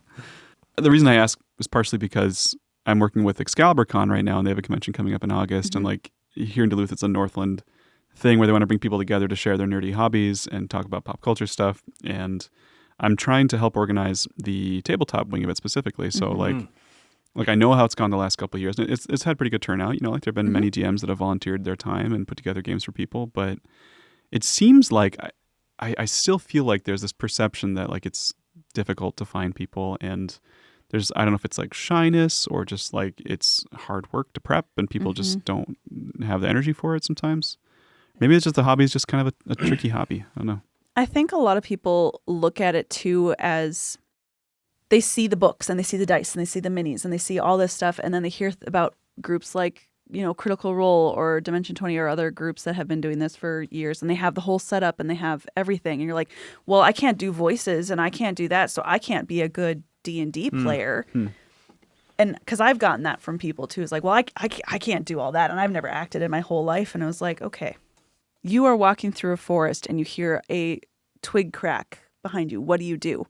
Well, I would turn around and look. I was like, great, roll a perception check. You just played D&D. And I'd like try to tell them it's not about all the stuff and how good you are. It's literally sitting there and telling a story. I've done that exact scenario with my coworkers. Is that Deborah Wool? I think? Yes. Yeah. Yes. Yeah. And with right now too, with how much D&D is out there in the world and TTRPGs in general, there's discords everywhere. There's group, like you can go anywhere online and you can find chats, but it's also the fear of, well, will they accept me? And is it weird to play with people I don't know? And what if, playing online versus playing at a table, and, you know, going to somebody's house, you don't know who they are and you don't know what they've done. Like it's the unknown. I think that is the scary part. Is it just like being near other people? Is that ultimately what it comes down to? I think part of it is, honestly. Playing any game with a group of people that are strangers is a leap of faith. And if you ask them to sit down at the same table for 3 hours and play a game of make-believe, you don't know what version of make-believe is about to come to the table. Are you a Monopoly person, or are you I love Monopoly. Like but Battle Master? Like, you know, is which... Well, and to be honest, I mean, let's be fair. I love this community, but there are times where some very problematic personalities come to tables. And I think probably all of us have been burned at some point and had to have hard conversations with players like, hey, you cannot hit on the other people at the table. You have got to be respectful. Yeah. You know, so I think it's hard to take that leap of faith sometimes. I mean, this is... It's easy for me to say because like I've had the same group forever. Right. Yeah. But we have cultivated that. We've had to have hard conversations with players and say like, this table's not the right fit for you, you know? So I don't know. Well, and I think it's just putting more conversations out like this too that will be helpful. You know, it's just people saying it's a game. We're having fun. Yeah. This is stuff that you can do to get started. Or you know what? You can pull your two friends together who have never played D&D ever, and you just want to sit and talk. And like, there's so many things out there that aren't the full player's handbook to get you started in this kind of mode of games. Oh my gosh, brainstorm. Okay, sorry. Let's go. Well, you know, like the whole thing is like you before you start a game, you do a session 0, right? Yeah. Why not? If you have somebody who's on the fence about playing D&D, do like a mini session 0. Well, Session -1. If you were going to play, what would you play? You know, like if you wanted to specialize, it's almost like what you're talking about with your kids. It's like that short storytelling exercise. Yeah. And like, now imagine like if you could pick weapons or magic, like which ones would you pick? And I just recently watched an interview with Brennan Lee Mulligan doing this. And I can't remember which podcast or anything it was on because, like, again, I'm bad at names. He also does a lot of podcasts and stuff. He does a lot, which is amazing. But it was literally two girls who were like, so teach us D&D. We've never played. We've never watched anything. What do we need to know? And he literally goes, well, when you think of fantasy realm, what characters would you play? And one was like, I want to be an elf. And he said, great. What weapon do you think you would use? And they said, I think I'd be magic. Great. You're an elven wizard. Amazing. What about you? And she's like, I know this like monster that's like a lion with wings. And he said, oh, you're a griffin. There's not a character for that, but we could make that. And that's fine. And he just literally started the character creation process without the math. And I've actually done, you were talking about like the session -1. I've done that before with people who literally, they see me reading the books at work, or they'll see me just like planning out a little mini campaign or talking about my nerdy hobbies. Like I've been talking about doing this podcast. And they're just like, so what, like, would I like it? You know me, would I like it? And I just go, okay. Yes. Yes, you would. But, and then it's just the simple, like, why don't you come over one night and we will play and we will do something and you will get to see the shiny, shiny math rocks and it'll be a fun, good time. Because a lot of my friends are like me, where they just like shiny objects. And it's just finding new and interesting ways to introduce them into the idea of tabletop games versus D&D. Here's all the rules you need to know. And here's the like overarching bubble. For sure. I use Grant Howitt games a lot to introduce people in. I love those games because it's one dice. It's one page of rules that they don't even need to read. And it's just telling a story. Yeah. Have you tried those with the kids? No, I've not.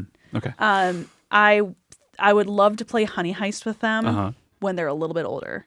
They're not quite at the like a little chaotic still mechanic part of games. They're just really, Matthew really wants to be a DM because he sits there as the player and then he goes, and then the dragon does this and then we all have to run and then I get to go do this as my character. And then like he is telling the story for everyone. And I keep having to remind him like, okay, you can do that, but I'm going to control what the big dragon does because that's my job in the game. So he wants to lead the games.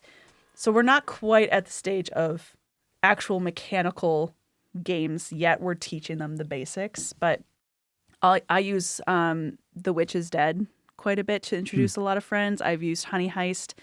I want to run a couple of the other games with some other friends who are like, well, I've always been interested. I just don't think I've ever found a person who like, I don't have a large enough group of friends. And I go, guess what?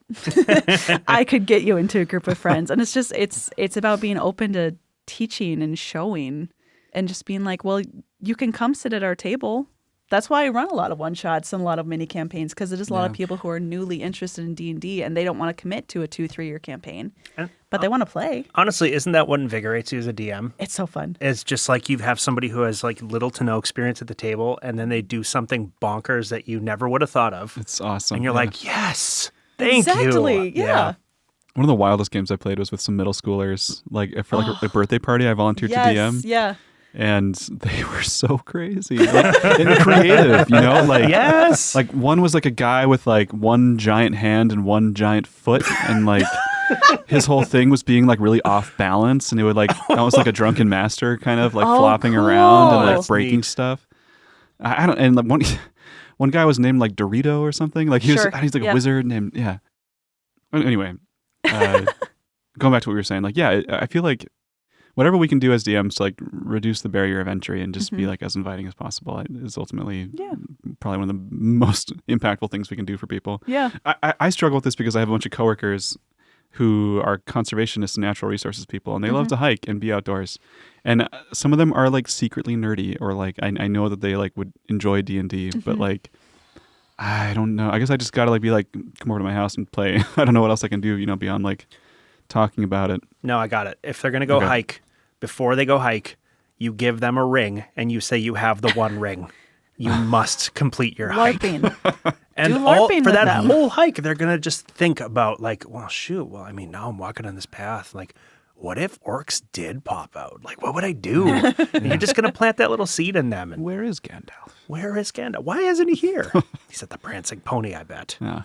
One thing I do like to do is, spoilers, Eliza, I like to hide gemstones ahead of time before we go on hikes. I've done that too. Yeah. Yes. Yeah. Love it. and be like, I hear that you can find gemstones or fairies like to leave gemstones in tree trunks. Ours were That's amazing. mushrooms. They were tiny little porcelain mushrooms Cool. that the fairies left out. Yeah. Yeah. Jacob and I specifically do this with each other just because we are both nerdy storytellers where it's like we'll be out hiking or out canoeing one day and we just see like a dark patch of water and we go, what monster lives in there? Nah. And is this a bad monster or is this a good monster? And is this just a little guy who just wants to be left alone? Or is this a portal to another realm? And we'll like start telling the story.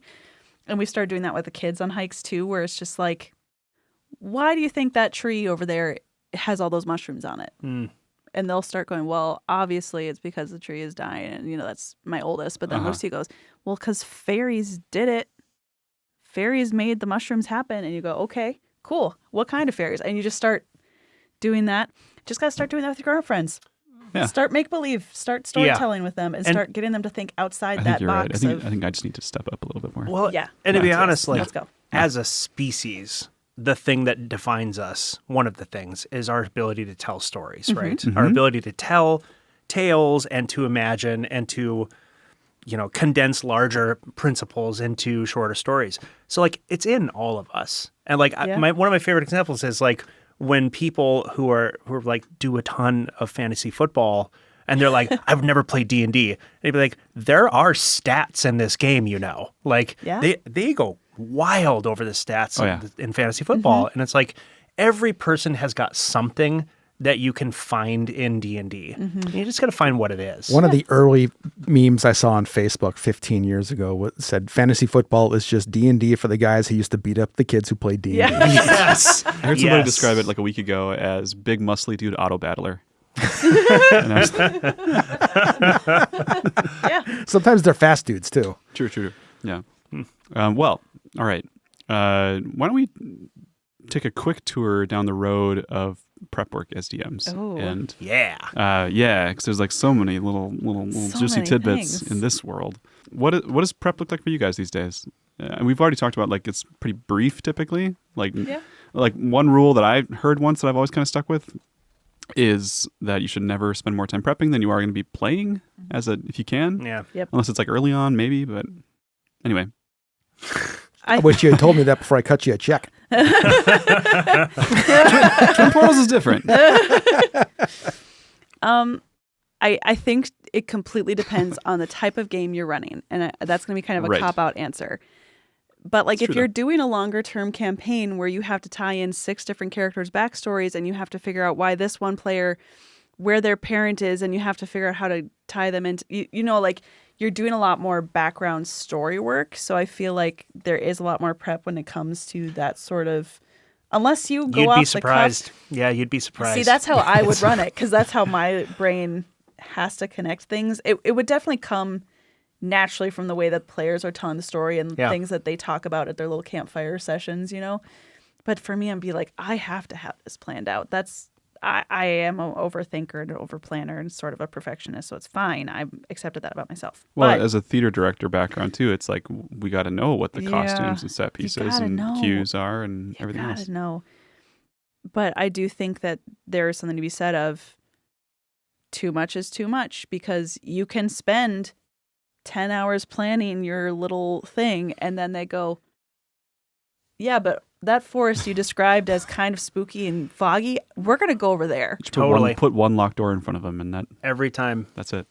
Every time. Every time Yeah. you describe one thing just as like a word picture aesthetic to make the castle seem more creepy and they go, yeah, but you said that there was howling in the woods. That means there's dogs out there. I want one. And they go do that and you're like, guess I have to come up with an idea of how to have someone tame a werewolf now. There it is. Yeah. So being prepared, I think it's more important to be prepared to be unprepared. Having a little toolkit to go of little mini sessions or tables that will help with encounters or treasures that they can find. Sure. Having those sort of things just kind of at the ready. So if they say, I'm going to go search in this room and see what I can find, then you have a quick little thing to go, okay, this is going to happen when you go into that room. So you don't have to have it planned out. Yeah. That sounds really wise. Do you? I was just thinking there's been so many times where I get to the end of an encounter and then they say, okay, we're going to loot the bodies. and I go, oh yeah, Do you have the Yeah. book of random, what is it called? The book of random tables and things? I love that I one. do not, but I do have just a bunch of random tables and things. But honestly, I find I don't really use them very often. But Oh, I've been using them a lot more recently for a lot of my things. So Yeah. it is a great little toolkit for yourself and for other DMs out there because it literally has 10 pages of magic scrolls, 10 pages of what you would find on a dead person's body if you want to like make them sad or make Yep. them happy. Like it's things like you find a picture with a handwritten note of saying, I can't wait to see you soon, daddy. It's like things like that that are just That's like, good. oh, you just get the players right there. But yeah, we use that book a lot and we have, I mean, this is an easy Christmas gift that most of our family just gives us is D&D books. So we have like the Remarkable Inns, we have the Book of Random Tables, we have 20 different like NPC books and one-shot novels. So it's having those kind of tools where they might just sit on your bookshelf for a lot of the time. Yeah. But then having the ability to go, I don't have anything planned for this. Great, now I do. And you can just use those sort of things. So I think being the flexible in there is really, really helpful. yeah. Those are super awesome tools to have. It's true. And it's actually almost more fun to roll on the random table to like determine treasure because then all of a sudden there's just like a weird thing that they've got now. And because sometimes I will just say, you find a scroll of this. Yeah. And I realize I've just made something up. And so then I have to give them rules about it and it becomes a headache. Yeah. I usually prep like 5 to 10 pieces of treasure that I think are cool, and maybe I'll like roll them on random tables ahead of time. But I almost never do it during the session. It's always Sure, like that's fair. I'll try to find like 5 to 10 things that I think are cool or that might fit the character's needs or what they're going to be facing next, and then like live I'll try to like decide what seems like the best fit. Well, but that's prep work though. Like you know, like I'm taking the time to figure out they're going to be by treasure. So I'm going to figure out what kind of treasure, and is there important treasure or is this just treasure that they can have that's silly? And sometimes the list of 5 to 10 treasures gets carried on from dungeon to dungeon. Yeah. Yes. It doesn't stay in the old dungeon. It goes with them behind the scenes. So Anders, I was like, prep can be like full pages of notes. It can be like encounters. It can be random tables. It can be like vibes in your head. Absolutely. So yeah, it kind of depends. So with a campaign, it's kind of, if you're doing a longer term thing, you're right. Like you want to reward people for the character choices they made. So what I had been doing for a good long while, because I had 6 players at the table, you can't always spool everybody's backstory into every session, is what I would usually plan for is 1 or 2 notable story events that happen per session, 1 encounter, and then 1 thing that directly relates to one of my characters at the table. Nice. So that's a great outline. That's a good episode of TV. basically, Yeah. Because then you're getting a character development, you're getting a plot point, and you're getting some kind of combat. And we didn't always get to the combat. Again, I'm blessed with a table that really favors story and character development over just the nuts and bolts of swinging swords. I mean, don't get me wrong. Eventually they get pretty shifty and we got to do it. But then again, sometimes they will just drive the entire session. Like one of the easiest things is to say, here's what your objective is. How are you going to do it? And they'll sit there and strategize for 45 minutes. The best. And it's great because I'm just like, I'm looking at all of the things I plan. Because most times if I've overplanned, you won't they're hit not any even of going it. to get close to it. So because I know they're going to be spending 45 minutes figuring out why is there a door in the middle of this hallway, which is one of my favorite tricks. Freaking doors. It's great. Just a door off its hinges, middle of the floor. That'll keep your players busy for about an hour. Yeah, it's true. The spoiler is there's nothing special about that door. Somebody just left it there. Yeah. I've said this on Discord before. I feel like the door is like kind of the epitome of like the D&D experience. Like you see a closed door in front of you. Do you open it? Do you investigate it? Do you listen to it? Like it's just like How do you open a everything door? kind of boils down to that. Like, do you open the door? Of course you open the door, but like when and how long and what do you have to do before you do? Yes. The door is a level 1 mini boss. I mean, do you roll to smash the door? Some people want to rely on mechanics instead of Maybe it's a devourer. Maybe. Or a mimic. Yeah. Sorry.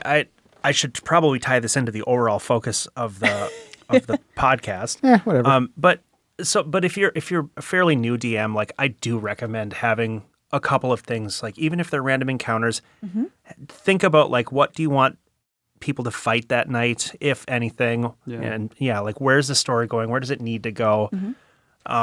And then by far the hardest thing for a DM, I think, to do on the fly is scaling your fights Yeah. in the mid combat. Because if you realize you've got a foe out there that is cleaning just wiping the floor with your party, like Having outs. yes, Yeah. it's okay to like scale them back, or maybe they're just like, this foe is beneath me, and they leave. Yeah. Yep. Yeah.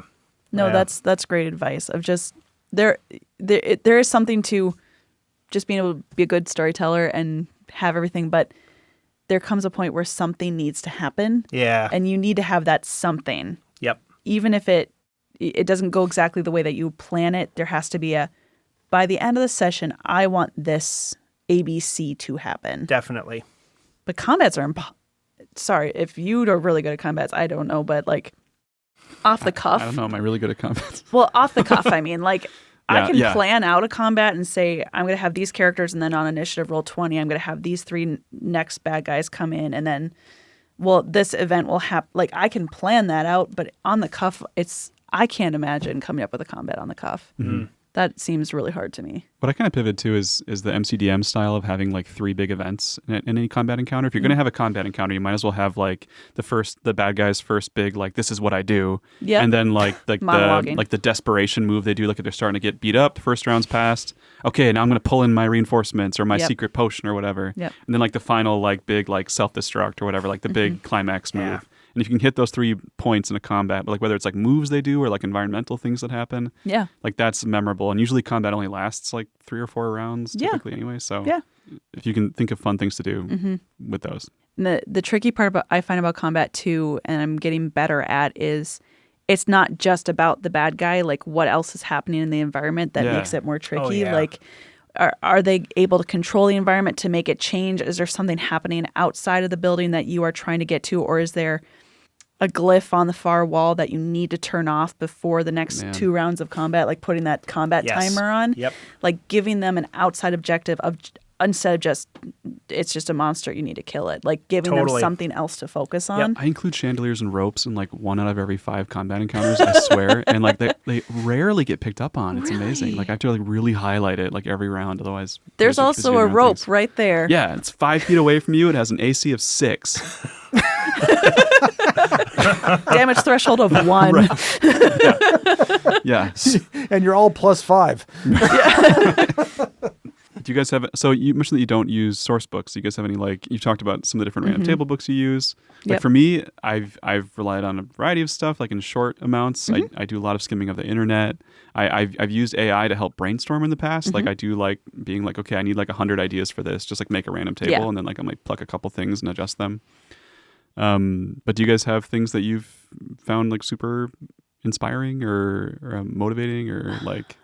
I mean, usually. Dang, everybody should check out this book. Well, actually, if you need some help, like as a DM, one of my friends, Tate, brought his baby book of names, Ooh. and that just has every. Oh, that's brilliant. I know. So For every time NPC he needed names. an NPC name That's- or a shopkeeper flip it name, open. That's just flip it brilliant. open to a random page. Yeah, this one's Starla. That's pretty cool. Yeah, I love that. that was a great trick. Yeah. Yeah.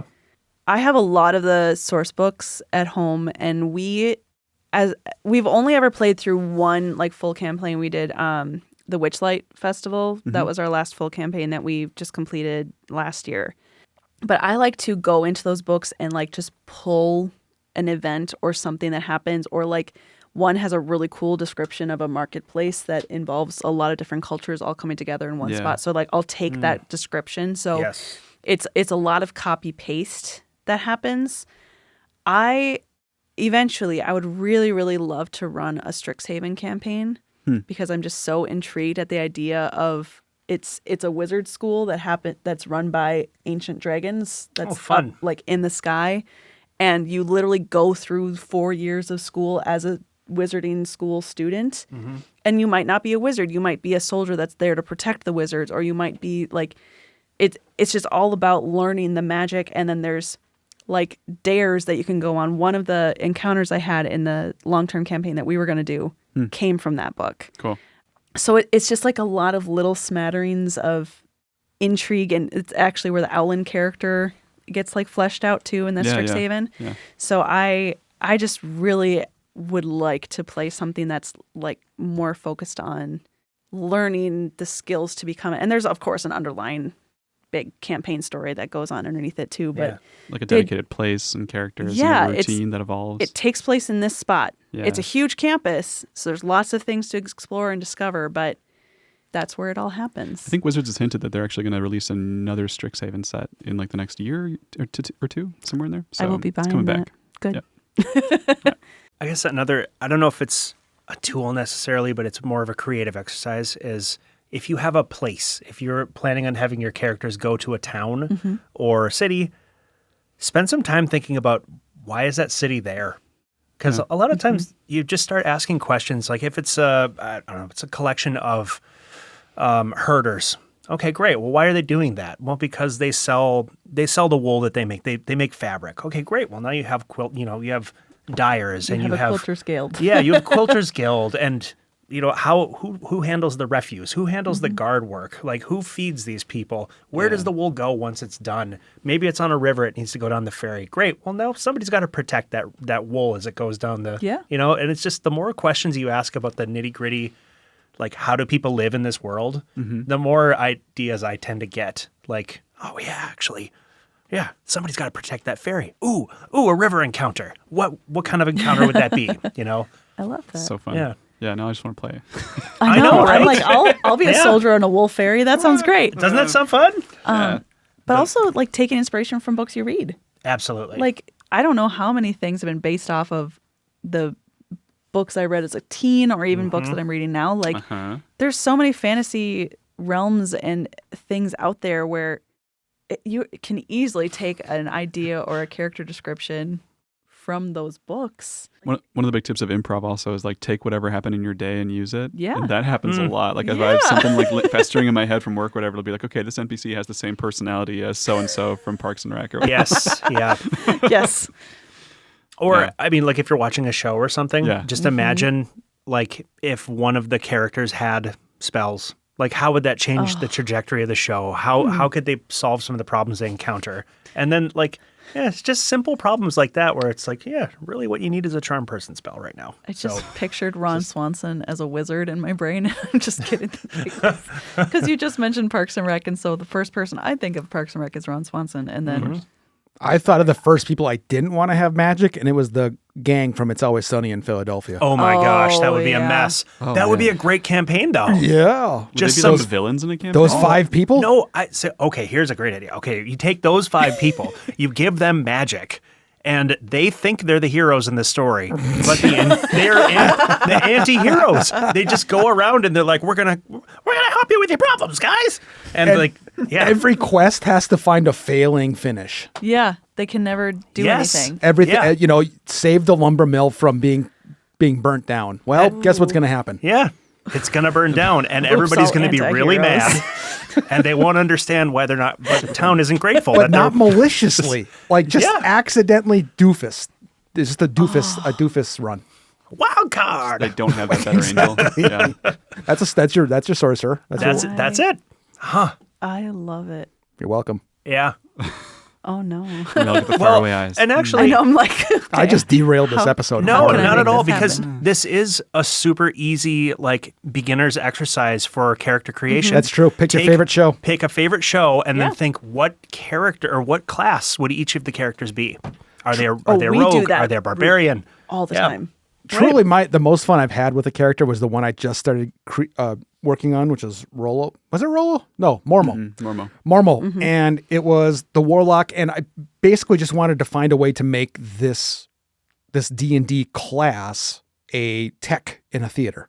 Yeah. So it's like I'm only taking Eldritch Blast out of pure necessity. Like this is just because You need one thing. it comes Yeah. with the It's on the Swiss Army knife. Yeah, it has to. But everything else is like what lights up, what makes noises. I'm not looking for group damage. I'm not looking for AoE. I'm not looking for roots and stuns. I'm looking for Yeah. what makes lights and what makes sounds. And then when we're playing, I have to figure out how to use this toolbox of utility in ways to me. It's made me use my brain in the game in ways I hadn't done with Scoot, which was Yes. just That's amazing. smash axe and listen for ticks in the audio feed. One of my favorite characters was a gnomish illusionist named Gobbin Michael Bluth. Stop it. I'm not joking. We called him Gobbin because it was just too much of a name. But yeah, he made illusions. That's all he did. He did not have an offensive spell to his name. Yeah. But it was great. So finding ways to not win, I think not do the most. Yeah. Yeah. I think, aiming to be the assist, aiming to try to be the utility. And if you've got the right DM who's interested in storytelling, it's not going to matter that you didn't do those extra 8 points of damage. Yep. And you've got all these other ways to solve the same problems you had in the last campaign. Absolutely. Well, building the character for the character's sake versus the min-max idea of I need it to be the strongest character, I need it to do the most damage, I need it to do the most whatever. And it's just like, well, no, yesterday my character was just a person. Yeah. And then they found a book and now they have magic and they don't want to hurt people. Mm-hmm. Yeah. They just, they're here in the world and now they can cast fire from their hands and that's scary to do. Yes. So it's the idea of creating a character or creating your NPCs even when you're doing that as a DM of like, there are normal people in the world. Yes. I think about this a lot when I'm creating people. It's like not every NPC has to be crazy. Not every NPC has to have an intense backstory. Like there can be a guy who literally this is his 9-to-5 job to own this shop and he hates it. And they just do things like suboptimally and that's just like real life. It's like, I guess I'm here. I'll make my paycheck. What do you want? Yeah. How do you survive in a world where a dragon can literally fly out of the sky and burn you? And you know Like- that's the NPC your players will come back to 10 times as much as they can because that was the more interesting normal guy. I've always thought, I'm sorry, this is a side comment, but I've always thought like madness and insanity is a totally underutilized mechanic in D&D because like how do you grow up in a world where like you're just walking down the street and then fire shoots out of a guy's hands or somebody just goes invisible or ceases to be invisible just right in front of you? Right. It's like people got to be going mad all like over. Your threshold for being shocked is like... It's got to low. be, right? Oh, this lizard's talking to me. Okay. Well, just another All right. Tuesday. Yeah, right. Tuesday in the Forgotten Realms. Oh, well. the gods are actually physically walking around the world. You just start doing radio aheads from the 30s. Yeah, see, yeah. Every NPC has to have a voice. Yeah, to we're know. just so jaded by the government. All right. Look here, I'm St. Cuthbert, kid. You owe me some respect. My husband. All right, guys. I've had it written down this whole time, and I want to get to it before we let's end. do it. What do you remember any specific instances where you have, or maybe it wasn't your fault necessarily or intention, but you just like traumatized your players? like something's happened that just like left everybody either quiet for a moment or just like had to talk about it afterwards. Like what just happened? But like hopefully in a bonding way, not like in a let's get out of here way. Like I can think of like you go. Yeah. Okay, I had so during COVID. We started a run of the published campaign Rime of the Frost Maiden, which is an interesting campaign because the way it's set up is that each player is dealt a secret or two when the campaign starts, and you're like not supposed to share them with other players. So it's supposed to develop this sense of paranoia that like gets heightened as the campaign goes on. It's this kind of like eldritch evil in the background in this very remote place, sort of like the Thing movie. Like you're kind of like, okay, like something is not right here, and it might have to do with my other players. Yeah. And that kind of supposed to like heighten, and there's like this subplot of like this thing that makes people go mad, and so like that's part of it. Mm-hmm. But because it was COVID era, like this campaign came out while everybody was already social distancing, so we were playing over Discord every time, and that really added, I think, to the like the doubts that everyone was feeling. Oh no. Yeah, like, and it was really fun. Like we had a great time. However, there were certain like things that were just hard to resolve when you weren't like face to face with somebody. There'd be a lot of like DMing, like behind the scenes. Like here's what I'm actually thinking. You know, like stuff like that. And eventually like we were also invested in it too because we weren't like, you know, seeing people very often outside of our home. So it was like, this was like one of our main social outlets, so that like when serious things happened, like it was more impactful, I think. And I did the DM thing one time where I like I've done this to Scott too, where I had someone they were close to get sick, like in COVID era, like there was this madness crystal that made like a cared for NPC like go like insolvent for a little while. And I had like, you know, like there were like many ways to solve the problem, but like that was way more impactful than I thought it would be, you know, in that time and place. And I kind of wish I hadn't done that. And like, we talked about it Yeah. afterwards, but Yeah. but sometimes it can get real, I guess, is the moral Yeah. of that story. Oh, it So, amped up. Yeah. It Yeah. amped up. I'm like, we're solving this quest. Right. We'll reschedule for tomorrow, but we're solving this. Yeah, you gave my mom a respiratory infection during early COVID. Yeah. Oh, that's rude. rough. So, and I learned a lesson from the previous campaign. I made sure the solution came up like the next session. That was It was like, this important. cannot sit. Like, it has to be solved immediately. Otherwise it festers. And I worked in a hospital at that time. Yeah. I didn't have social distancing or time off. They gave Nope. us 2 weeks off because they said, we don't know if this is going to kill you. 2 weeks later, they said, well, we don't have any money. Come on in. Yep. Yeah. Exactly. Yeah. I don't think it traumatized my players, but it definitely spiraled out of control. So in this last campaign, I had a guy that his name was John Daly, which I've now learned is a golfer. He's the And is golfer, bro. kind of the Golfer. coolest. He's he's something. He's the dude golfing. You're right.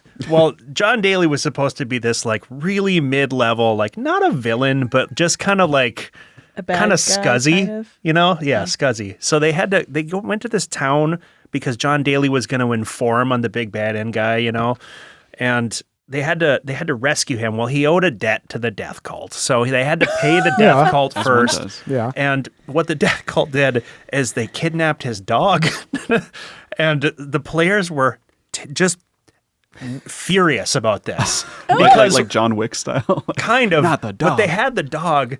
But so John Daly, I made the cardinal sin of, because this guy's scuzzy, they're like, well, you got to go get your dog. And he's like, I don't need that dog. Oh. And the players for the rest of the campaign Hated were like, him. they hated him. And he was never meant to be that big of a deal. But by the end, like, at the final session, John Daly was like the right-hand guy. He was like, and they were so happy to shove a spear Yeah. through him. And they at one satisfaction. point, they were supposed to resurrect this like really big deal cleric, and they found a scroll of true resurrection. And they're like, we're using it on the dog. Because, forgot to mention, the dog died. Yeah, Obviously. Obviously. Yeah. I knew that Death as soon as you cults. said dog. Death Yeah. cults, Peak man. drama. We had a golden retriever in season 1 of Twin Portals that Terry, our intellect devourer, jumped into, and Yep. the dog eventually died, and I stopped combat for a while to take care of the dog. Yep. It's like, no, Yep. everyone chill. We're having a ceremony. Yeah. I'll be in the garden. I'll be back in 2 rounds. Yeah. 12 seconds to bury this dog. Yeah, man. I can't That's- think of a time that I've traumatized players because I don't play long term enough to really bring people in that much. I tend to it's more likely that I'm going to just say something stupid or do something like unintentional that just kind of sends everybody into that like spiral of giggle fits. Yes. I'm just going to call myself out on this one. In the campaign that we were playing, I was trying to describe a cave. Yeah. Yep. Mm-hmm. And the whole thing was this person, it was a missing persons case. The players were supposed to go find her and bring her back for a reward. And they found this cave. And I drew out the map. And listen, when you draw out a map in your head, it looks a lot different than when you actually do it on paper. Naturally. Well, I drew it. It looked like a certain human body part. It looked like a cave. Nope. Sure didn't. It had a river in the middle and then a pond at the end. And it was covered in white sticky substance because It's a spider cave. it was a spider cave, guys. And then once I said it and I drew it, it took us a long time to get back on track yeah. after that one. I was on the floor just out of embarrassment of like, I can't believe what I just did and what I just said. And those words came out of my mouth. And it's more likely that I'm going to do things like that just like we have to stop for So not 15. trauma, just derailing. derailing. For fun. It's fun. It's, Yeah. It's and You it's- make the game you want, Bailey. It's honestly, I don't even know if it's. I don't even know if it's D&D unless there's juvenile humor. I just don't know. Yes. Yeah. That's a Thanks, good point. Scott. No, it's something about playing with your friends and just feeling free to say whatever and do whatever. Yes. Where it just sends you back into that Yeah. 12-year-old self where everything is silly and goofy and inappropriate and it's funny. D&D's so great. Or tabletop role-playing games. It's Just like, good. It's Yeah. fun. yeah. Brings people together. Lets you be a kid. especially when you can be all the characters. Like when you're playing all the NPCs, you get to be that crotchety old woman. You get to be that little kid playing on the street. You get to be the bad guy. Like you get to be all of your personalities at one time. You can be the respiratory illness and the spider cave all at once. All at once. Yeah. The good and the bad. That's another campaign. The Respiratory illness in the spider cave. Sounds like an Edgar Allan Flying Poe witch story or wardrobe something. situation. Either way, we're going to need a turn lot and- of universal just turn and solvent. cough. Yeah. Ironically, it's a haiku. Oh, jeez. We circled it all the That way was back good. to the beginning. Good squaring of the We're circle. so good at this, you guys. Well, guys, any other burning DM content? Oh, God. Well, Maybe we should wrap it up. I would say my one piece of advice to anybody who's considering DMing or wanting to be a player is to just try it. Yeah. Like you don't have to have the plans, you don't have to do the books, you don't have to buy all the material. If you want to watch or listen to a podcast to kind of get an idea of how it goes, there's so many options out there for you to explore and try. But you don't have to. Like if you just want to get around with a couple of your friends and say, I kind of want to try out this style of game, like just sit at the table and tell stories with your friends. And then if that goes well, then you take the next step and learn a little bit more, or you find someone, hop onto the Discord, even Twin Portals. Like there's a lot of channels out there for people who are interested in learning. Like just take that first step and just do it. Don't be like, find 2 friends. You don't even have to have that many people. Yeah. The one I think about is I hear it out of so many new people that want to try, and they're like, but I don't know the rules. And so what I would say is you don't need to know all the rules, and that's okay. You can't. But like everybody there is going to help you. That's it. Yeah. Yeah. Yeah. Just roll a dice. That's it. Yeah. Say what you want to do. Just do it. Just do it. Do you guys, like, without giving away your secrets, can you share a little bit? Do you have any, like, DM pipe dreams? Like, this is, like, the thing that I've been sitting on forever. But, of course, you can't give away, like, too much. I But, give like, away my secrets. Don't Okay. tell me what to do with my secrets. all about it. Obviously, the pipe dream, because I've been playing in the same campaign setting, campaign world, would be to eventually write it into, a book. Yeah. Either a Cool. story or like another ready-made, like, here's a campaign world you can use. Or to continue to write tons of music out of my table's adventures.